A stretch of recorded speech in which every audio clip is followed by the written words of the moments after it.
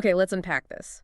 Imagine you're already grappling with, a disabling condition, and then that letter arrives. A denial for Social Security disability benefits. It can feel like the world just got a whole lot heavier. Really. Oh, absolutely. It's a really tough spot to be in. So today we're doing a deep dive into the Social Security disability appeal process. And here's where it gets really interesting and frankly a bit surprising. Did you know that around 65% of initial disability claims are denied by the Social Security Administration, the SSA? Mm-hmm. That's a massive number. But here's the crucial part, the real, nugget of hope. Many of those denials are successfully overturned during the appeals process. Yeah, what's truly fascinating here is that while initial denials are common, the approval rates at the administrative law judge hearing level, that's the ALJ hearing, can actually go above 60%. Wow, over 60% at that stage. Exactly. And this isn't just a statistic. It's a powerful indicator that engaging systematically, really understanding each stage of the appeal, is absolutely crucial. It tells us the system has these pathways to success, but you have to know how to navigate them. Right. So our mission for you today is basically to give you a shortcut to understanding this complex system. Yeah. We want to highlight the crucial steps, the common pitfalls to avoid, and maybe some strategies that can significantly improve your chances of getting the benefits you deserve. Turning that overwhelm into a clear roadmap. Exactly. A roadmap. So, okay, you get that initial denial. The clock starts ticking immediately. The first and incredibly time-sensitive step is requesting reconsideration. Okay, reconsideration. You have a strict 60-day deadline. 60 days from when you receive your denial notice. Missing this deadline, well, it's one of the most critical and common mistakes. And what happens if you miss it? It typically means you have to restart the entire application process right from the beginning. Oh, wow. So it's truly a make-or-break first hurdle. 60 days, that's a tight window, isn't it? Especially when you're already managing a condition and everything else. It really is. So what actually happens during this reconsideration? Is it just like sending the same stuff again? That's a really common thought, but no. During reconsideration, a different examiner reviews your case. Someone new. Ah, okay. They look at all the evidence already in your file, plus any new evidence you submit. This stage usually takes maybe 30 to 90 days. So the key is adding new stuff. Exactly. The key here is to actively address the specific reasons they gave for denying you initially. It's not just resubmitting. It's about strategically countering their points with fresh, targeted information. Like what, for example? What kind of reasons do they usually give? Well, often it's things like insufficient medical evidence. Or they might decide your condition isn't severe enough to prevent you from doing any kind of substantial gainful activity, SGA. Substantial gainful activity. That basically means earning over a certain amount, right? Regardless of your old job. Precisely. Yeah. Earning above a specific threshold. So you need evidence showing you can't meet that. Okay, that makes perfect sense. So it's about gathering more to counter them, which I guess leads us right to the next big thing. Bolstering your case with more medical evidence, that sounds like the absolute backbone of this whole appeal. It absolutely is. It's the foundation. The SSA makes decisions based on objective medical findings, detailed treatment records, opinions from doctors. Right. So between these appeal levels, strengthening that medical evidence is paramount.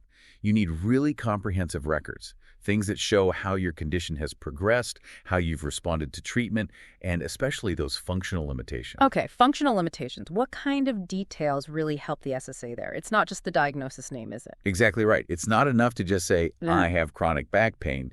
You need detailed reports from your doctors that specifically explain how the condition limits your ability to do work-related stuff. Can you give an example? Sure. So instead of just, I have pain, you need something like, the pain in Miss Smith's lower back prevents her from sitting for more than, say, 15 minutes at a time.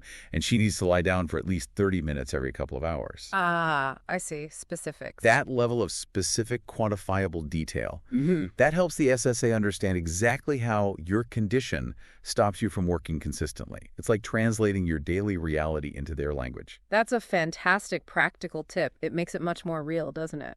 Okay, so you've navigated reconsideration, maybe submitted some strong new evidence.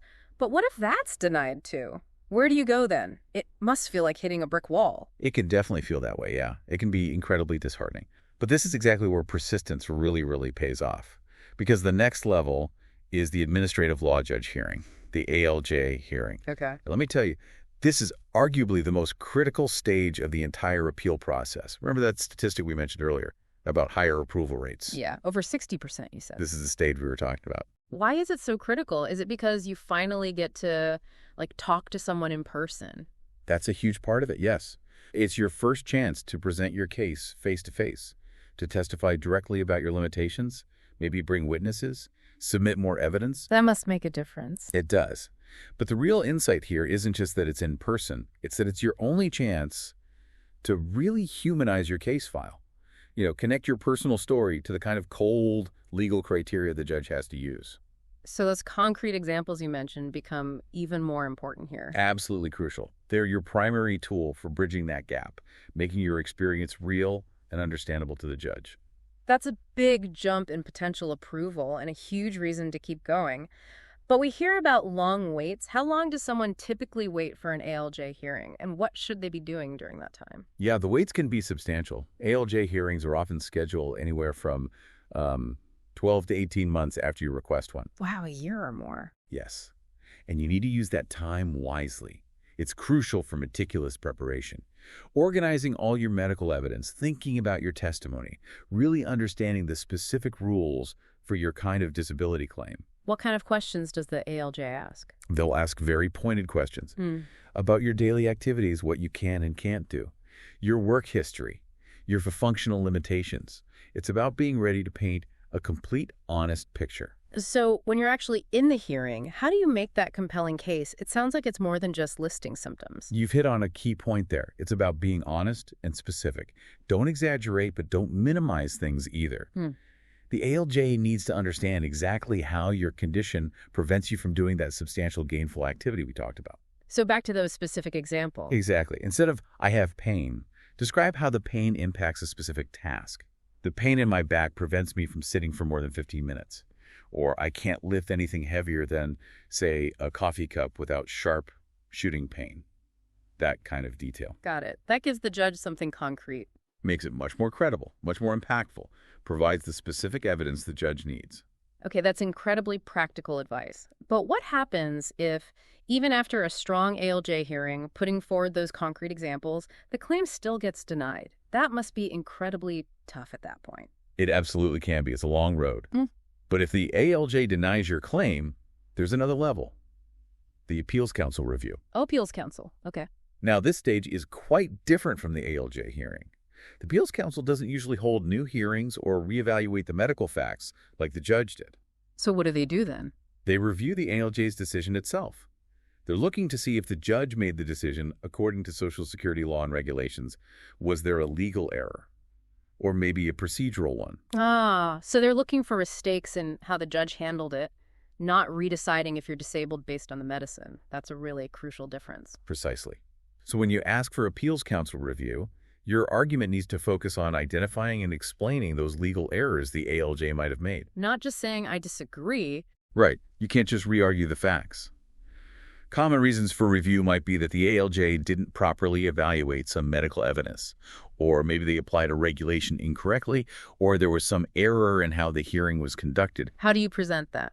You typically submit a written argument, like a brief, pointing out the errors, often citing specific regulations or even past case law. This phase, unfortunately, can also take a fair bit of time, often 12 to 18 months again. Wow, another year or more potentially. That really adds up. The whole process could easily take, 18 months, 2 years, maybe longer? Easily. Yeah, 2 years or even longer isn't uncommon from start to finish. Okay, so what if the Appeals Council also denies the review, or they agree with the ALJ's denial? Is that finally the end of the line, or is there one more step? There is one final level in the Social Security appeal process, filing a civil lawsuit in federal district court. Federal court. Okay. This step also has that 60-day deadline, starting from when you receive the Appeals Council's decision. And, similar to the Appeals Council, federal court appeals focus squarely on legal grounds. So again, looking for legal errors, not redoing the medical assessment. Exactly. The court reviews whether the SSA's final decision was supported by substantial evidence in the record and whether the correct legal standards were applied. They don't re-examine the medical facts themselves. And this sounds like you definitely need a lawyer. Oh, absolutely. Legal representation is almost always necessary at this stage. It's complex federal litigation. What are the practical things someone should think about before going to federal court? It sounds like a huge undertaking after everything else. It is. You really need to consider the significant time, the expense, and the complexity involved. These cases often take another 12 to 24 months to resolve. Another year or two. Yep. And they absolutely require a lawyer who knows both Social Security law and federal court procedure. Now, while success rates vary, the courts do remand, meaning send back maybe 40% to 50% of cases to the SSA for more proceedings if they find a legal error. Remand. So they send it back for a do-over, essentially, because a mistake was made. Basically, yes. It gives you another shot because the court found a flaw in how the decision was reached originally. Okay. That is a long, detailed process. Multiple layers, each with its own specific focus, its own rules. It sounds like through all of this, from the very beginning to the very end, just staying organized. It's not just helpful, it's got to be absolutely critical. It truly is. Which brings us to maybe a final crucial point. Maintaining comprehensive documentation throughout the entire process. What does that mean exactly? Like keeping every single paper? Pretty much. Keeping copies of all correspondence with the SSA, all your medical records, doctor's notes, TEP results, hearing transcripts if you have them, any other relevant documents. Create a solid file system, maybe both paper and digital, so you can find things quickly. Be your own archivist. Exactly. Be your own best archivist. How does that actually, empower someone? Say when you're in that intense ALJ hearing, or even later. Well, think about the ALJ hearing.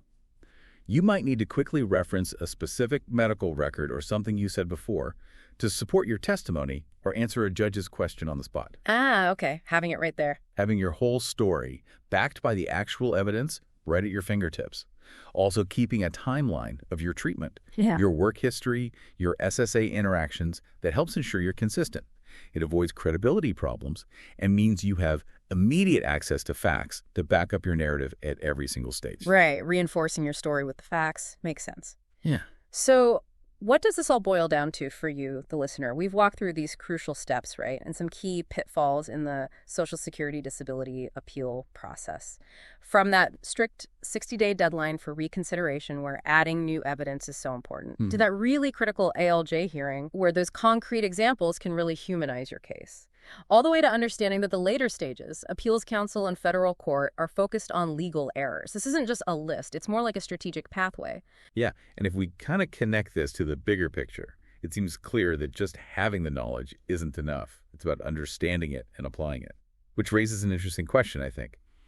In a system like this, designed with multiple distinct levels of review, reconsideration, ALJ hearing, appeals counsel, court, each with its own specific purpose, how does understanding that specific purpose for each stage truly empower you to navigate it more effectively, more strategically, instead of just, reacting defensively to each denial? Yeah, that's a great point. Think about this. If knowing that the ALJ hearing is often the most critical stage, the one with those higher approval rates, or knowing that the appeals counsel only really cares about legal errors, if knowing that changes your approach, how you prepare, where you put your energy, well, what other complex processes in your life could maybe be simplified, made less overwhelming, just by understanding the specific intent behind each step? Breaking it down. Exactly. It's all about breaking down the overwhelming into the manageable, finding those leverage points within any system. Keep digging, keep learning, and we'll see you on the next deep dive.